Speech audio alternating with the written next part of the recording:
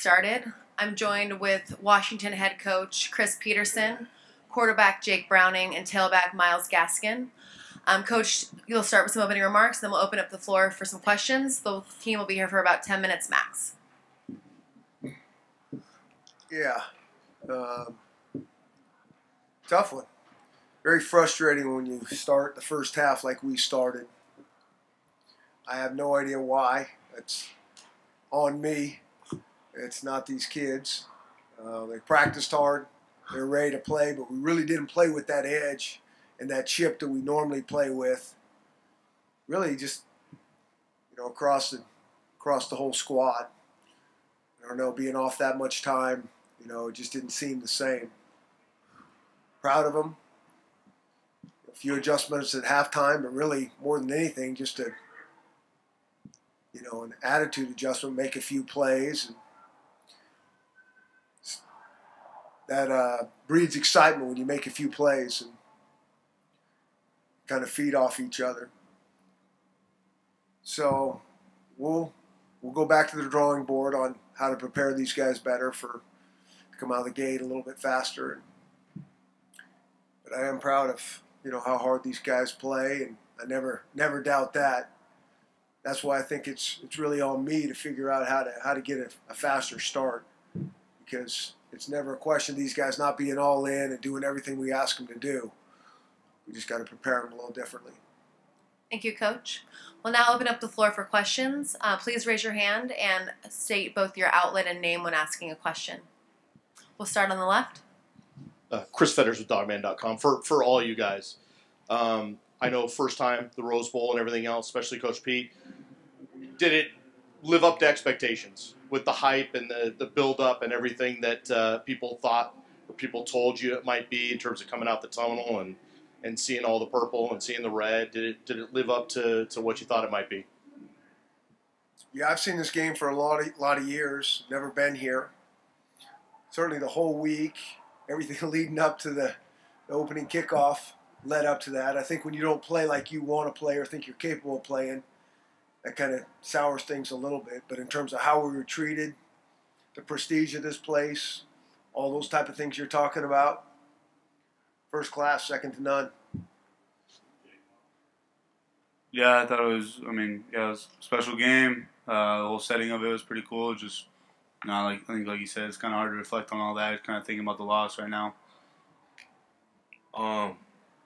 It was cool. Just love this program, love Coach Pete, love these guys. Okay. Question up in the front. Matt Calkins of the Seattle Times. This is for all three of you guys, too. Obviously, you guys have achieved a lot over the past few years. Got to the college football playoff, won 2 Pac-12 titles. But to not have that major bowl win over the past 3 years, when you put it all in perspective, what does that elusive win mean? What's the significance of that? Well, I think it means we're close to being where we want to be, but we're not there. You're playing the best of the best. When you play the 3 teams that we just got done playing the last 3 years, and there's very little margin for error. And you have to play your best football. And, I think Ohio State's as good as anybody out there. I think they could have been in the tournament, the 4-team tournament. I think a lot of people think that.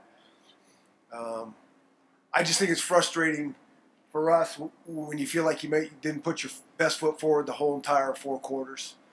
And so that's where it comes back to us as coaches to figure that out, because all that stuff matters. I do think that these kids have it in them to be right there, that you get a little luck and make a play or two. Anything can happen in these type of games.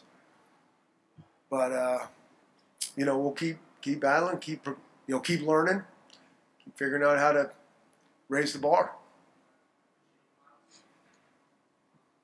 I don't really have anything else to say other than what Coach Pete did. Yep. We have one in the front. Aaron Alter, Seattle PI. Coach, you've been with these two for the last 4 years as you've brought the program back up. What are the emotions like for you walking off the field with them for the last time? Yeah.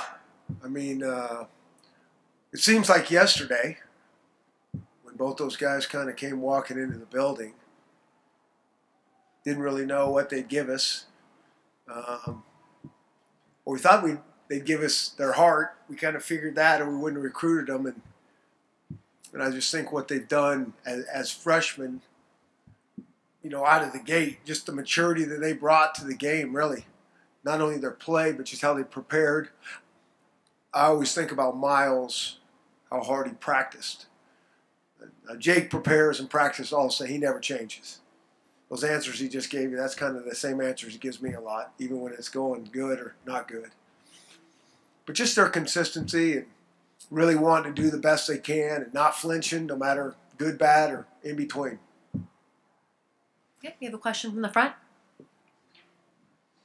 Chris, considering the slow start with the offense, you guys were obviously humming there in the fourth quarter, but considering the slow start and some of the struggles up and down on offense this year, do you think you need to make some drastic changes this offseason to the offense? I think we need to look at our offense really closely, no question.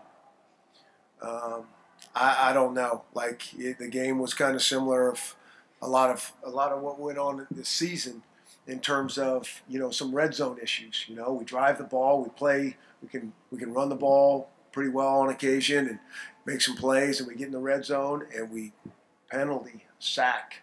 I mean, it's so frustrating. It's not something we haven't been paying attention and looking at, but we will get that fixed.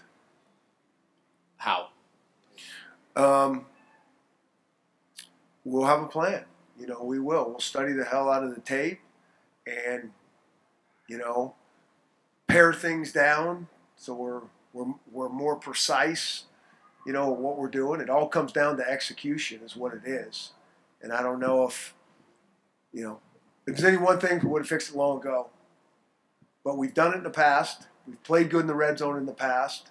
We'll analyze every bit of tape that we have of ourselves from not just this year. We'll figure it out. Jake, Myles, what was that feeling in the fourth quarter as you guys are making that obviously comeback and humming like you guys obviously wanted to? Yeah, I think on the sideline the whole time we're saying just keep swinging and, keep getting after it. We're just a couple plays away from getting that first score. And the halftime kind of said just take it one drive at a time. And, I think coming out in the second half, Myles definitely sparked it. And then fourth quarter we were able to move the ball up and down the field, pretty well. But it was just, too little too late. But, we're always going to keep swinging. We did always keep swinging. And, I think that's kind of, how we are as a team. We're just, we're never out of it. Just keep battling. Question from the front left. Chris, Art Teal, Sports Press Northwest. Can you talk about the decision to punt late in the fourth quarter? Yeah, we were going to go for it, and then, we wanted, if we didn't convert, we want to put our defense in such a bad situation there. We actually might have had a little something else going on there in terms of the punt, but they lined up the punt return team lined up not how we wanted them to, so we had to kick it out of there. Yeah. And so we didn't get the look we wanted.